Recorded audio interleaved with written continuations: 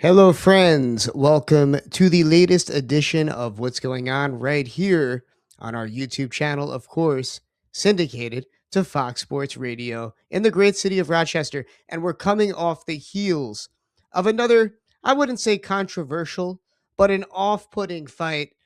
If you're paying attention to boxing, Sebastian Fundora has beaten Keith Thurman in what seems like almost an unfair match. And I've got Danique Liddell here to break it down. Danique Liddell, of course, from my boxing point of view. Danique, how are you on this beautiful morning? I'm great, Ryan. How are you? I'm doing great. Even before we start these shows, I learned so much just hanging out with you on StreamYard. And I got to obviously learn a little bit more about Sebastian Fundora, not just about this recent fight, but about why he is the WBC junior middleweight champ Right, and right. the culture surrounding it and the apparent controversy. I mean, just looking at this fight, it seems weird watching a guy that's 6'6" Mhm. fight somebody or 6'5" fight somebody that's what, 5'10". Yeah. Well, Keith Thurman is 5'7.5", I'm and sorry, 5'7" and a half. Yeah, that's yeah, crazy. and if you round it up, Sebastian Fundora is 6'6" with an 80-inch arm reach. That's incredible. So many people say that this is a cheat code, but can you actually say somebody's cheating if the rules in boxing are that all you need is a weight? That's it. Every class is a weight class. It has nothing to do with height.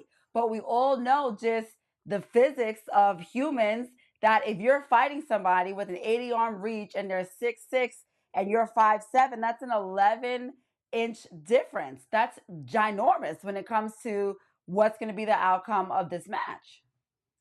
Absolutely.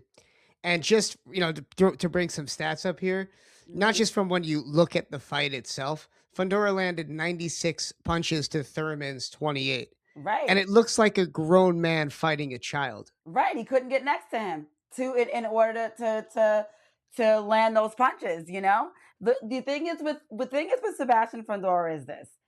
He can't You have to fight him on the inside in order to be able to beat this guy. That's it. The only way you're going to beat the Jolly Green Giant, I call him, is if you fight him on the inside, and that's the only way it's going to happen. But in fighting someone on the inside, you're going to take a lot of punishment. That's not an easy fight.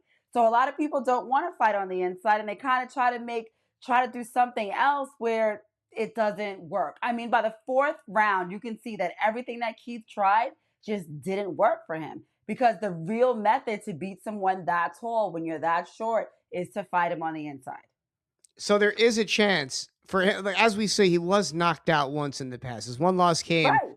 when he fought Brian Mendoza. hmm He But fought him since on the then, inside. But and if you look at clips with Brian Mendoza, if you look at that fight, he took a lot of punishment. Brian Mendoza took a lot of punishment in order to knock down and be victorious in that fight.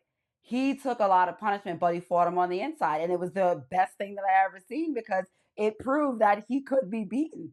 You know, and honestly, like in my opinion, just as like a boxing analyst, as an expert, um, I really don't like to see these type of matchups at all, because I know that for his height, he should be the heavyweight. He should be 190, at least 180. Like he shouldn't be in this little category. If you look at him, he's so tiny, and his legs look like little pencils. But again, he's not doing anything wrong. He just kind of found a loophole in boxing, and he's using it to his advantage. you'll see this in MMA. Even Sean Strickland. I remember watching him in person, and he looked so much taller and longer than his Mhm, opponents. I believe he fought Aljamain Sterling at the fight that I mhm. was at, and yeah, it does seem a little bit unfair, but it's a talent in itself to be Right, able to train your body down to that weight and still be able to right, throw a punch right. and knock Absolutely, somebody out. absolutely, because it actually goes against the mechanics of the mechanics of the body. No one that's 6'6" should be 154 pounds. That's just Yeah. not it's not normal. So it makes for an awkward fighter, actually. And with this fight, he was cutting off the ring constantly. He was, a lot of forward pressure. It was like constant forward pressure, constant cutting off the ring, and it was a constant jab, and he couldn't do anything to counter that.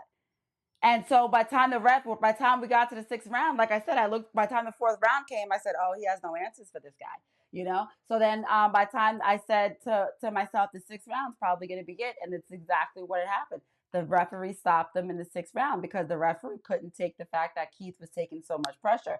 Now, Keith Thurman, on the other hand, at the post conference, he was very visibly upset with the referee. He said that that was his style. That's what he was doing with this fight. He was utilizing Muhammad Ali's technique with like the rope a dope kind of thing, and he was gonna wear him down because he said that he saw in the fight with Brian Mendoza that Sebastian Fundora got wore down by the time the seventh round came, and then he was able to put pressure on him and win that match.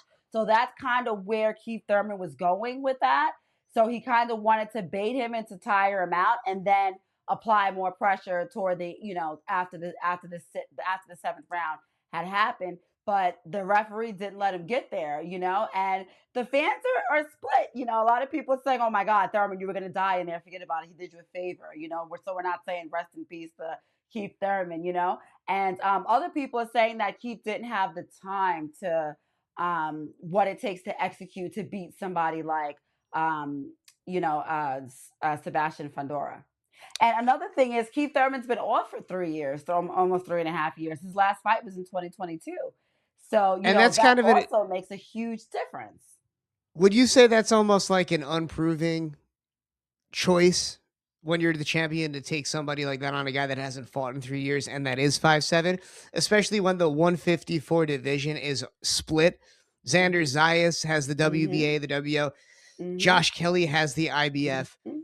And then you have a guy like Virgil Ortiz Jr. as the end-term champ. So do you Right. look at it like maybe that's the real fight and the real litmus test to how serious we have to take? Right. Well, a lot of times what these boxers want to do is they want to build up their resume, so to speak. You know what I mean? So if you can put that on your resume and say, I beat Keith Thurman, he was a world champion at one time. So if you can Yeah. say I beat Keith Thurman, that's on your resume.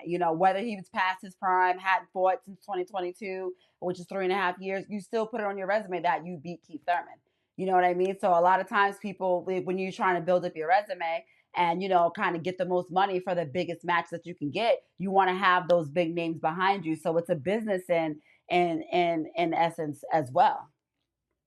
So the winner of the Zayas and Ennis fight is likely who we're going to see fight for a unification title match between these two. Who would you, Danique, like to see Fundora fight next to really prove himself that, as we see, he's not just this strange tall guy, 6'6" guy fighting in this bizarre division. He's clearly making a mark for himself here in history. What would impress you the Well, most at this point? I would actually like to see him fight Jamel Charlo, to be completely honest. Like, I think that him and a Jamel Charlo fight would be a great fight. Jamel Charlo hasn't fought in a while too, but I think that would be a great comeback fight for him. Jamel Charlo is six. I think he's 6 foot.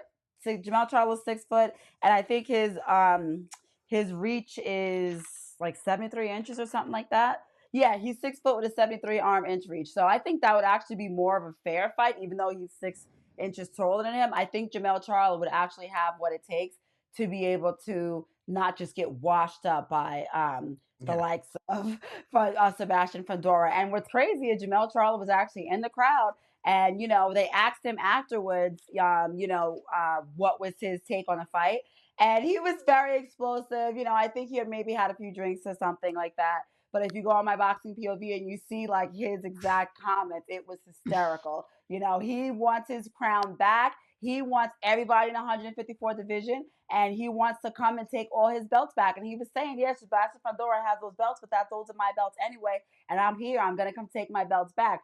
Tell him, I want to fight him next. That's it. And I Wow. definitely think that Jamel Charlo would be able to apply the pressure that's needed to be able to fight Sebastian Fundora. So I think that it would be a good matchup. I think that it would be a good comeback fight for Jamel Charlo, if he takes the fight serious. He hasn't fought since the last time he fought was he lost to Canelo, and then he was stripped of his titles because he didn't defend his belts, which is that's the rules in boxing. It is what it is. But he was upset about that, and he said that he should have sued them, and he didn't, and he should have pursued a lawsuit. And he said basically F everybody in the 154th division, and he also even said F Errol Spence, which is at one point they were like brothers, like really really good friends. Um, so hey, even Errol Spence is on the chopping block when it comes down to Jamal Charlo trying to take his crown back, and I'm here for it. I definitely would love to see him and Sebastian Fundora match, and I think Jamel Charlo could actually do something in that match. I would like to see Sebastian Fundora fight Jamel Charlo, and let's see where you go with that. Somebody who's a little bit taller, has a little bit more of an arm reach, and we'll see where it goes from there. Sad. You wonder who was guiding him behind the scenes to make a blunder like that. But hey, maybe he'll come back and retake the 154, like you said. Definitely a character. I'd He like to has a see big that too. mouth. Like he's always been like that. Him and his brother, the Charlo twins, they're very boisterous. They're always talking. They're always building up their fights, and that's what kind of makes them like interesting characters. Like interesting boxers. Like Yeah. because they are so boisterous. They are so they are very very confident. And I'm a fan of the Charlo twins. I would like to see them both come back and regain their crowns and get their belts back and everything. And I would love to see Jamel Charlo come back strong and fight Sebastian Fundora. I want to see Sebastian Fundora in his weight class that makes sense for his height. And I think I do not like him in the 154-pound weight class. That's just my personal opinion. That's my POV. I do know that it's okay in the boxing industry. That's the way it is. Like that's the rules, but it's not anything that I like. And that is why we all love you, Danique, because you give it to us straight. Everybody needs to go follow Danique at My Boxing POV on all social media platforms. Danique will be back to go over more fights like this one between Sebastian Fundora and Keith Thurman. If you like what you hear, go to her TikTok, especially. You will not be disappointed. And Danique, thank you as always for helping contribute You're to this welcome. program. And we've got more stuff coming for all those out there listening. So go to our YouTube as well to check the video of this, what's going on Fox Sports.